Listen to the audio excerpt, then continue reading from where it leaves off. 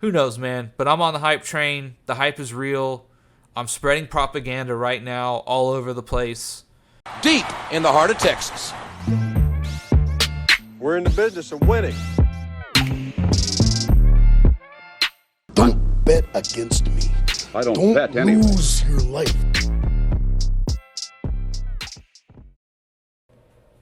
All right, everybody. Let's do a quick recap. A&M, New Mexico. I'll try to make this a short and sweet video. Not much to recap on, but you guys know I can talk for days on anything.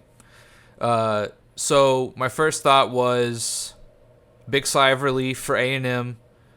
After recruiting is done, the next step, right? And again, I think A&M's done their job on recruiting by many metrics, blue chip ratios, all kinds of stuff, right?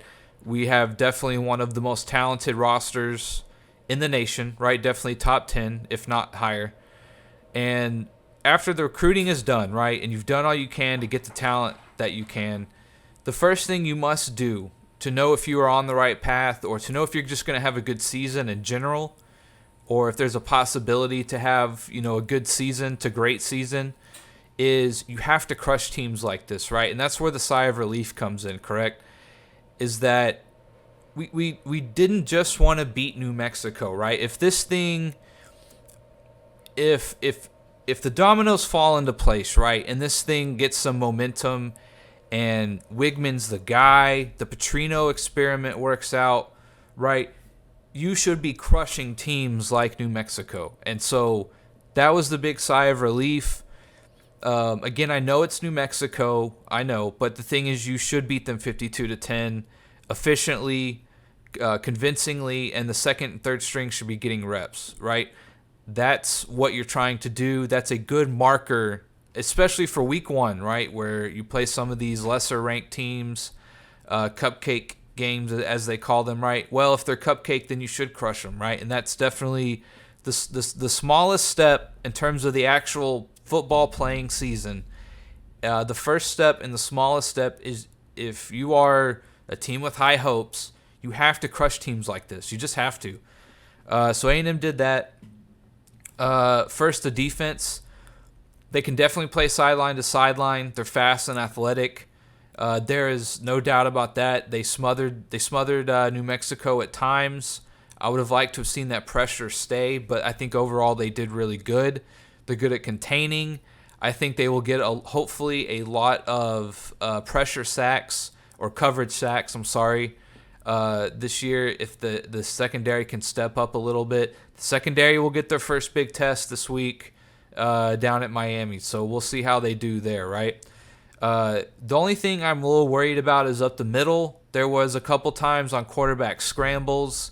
Again, because they do a good job of containing with the speed on the outside, I felt like a few times quarterback got scrambles up the middle where kind of no one was home, or he had a lot of open green to play with.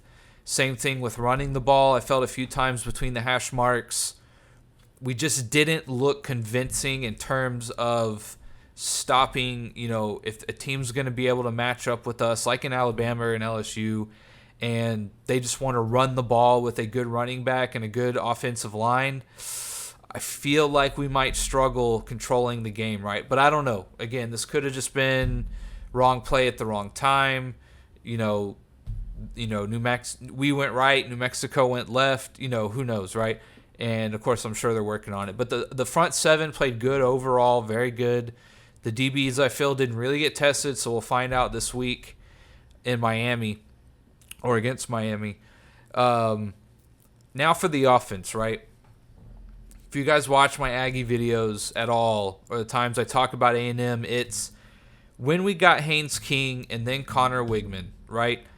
Back-to-back recruiting classes. As a gambling man myself, right? I knew one of them had to hit. Just one of them had to be what you would call a good starting quarterback, correct?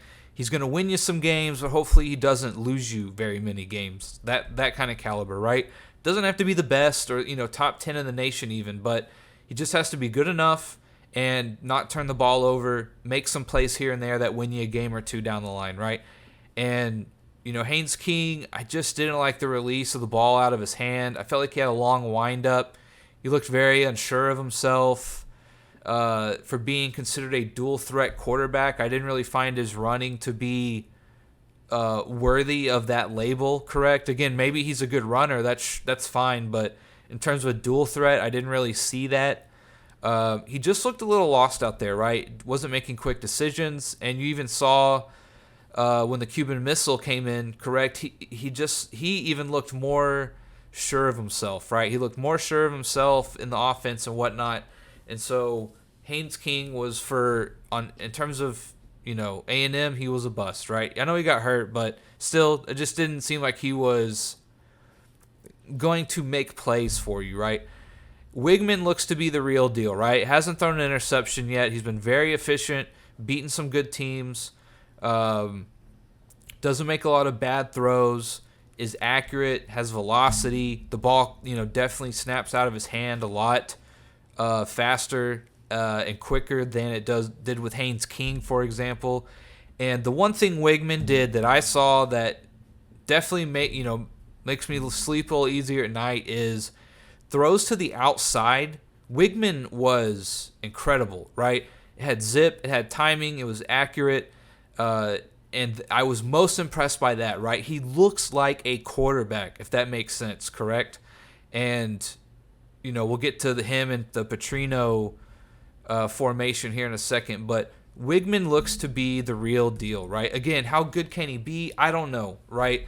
But he looks head and shoulders better than anything we've seen since Mond, right? And in terms of just purely throwing, I would say Wigman looks like he's a better thrower than Mond was, right? Again, that's yet to be proven. Mond did some great things with us. But in terms of just a pure passer and what it looks like, Wigman looks to be the best thing we've seen in a while, to be honest with you, right? So, again, he still has to prove it. All that good stuff, I know, but he looks the part better than most quarterbacks I've seen in recent memory of A&M, right? You'd have to throw Kellen Mond up there or Tannehill or something like that, but even compared to those guys, I'm just talking about the ball coming out of his hands, right? It looks really nice. It looks pretty.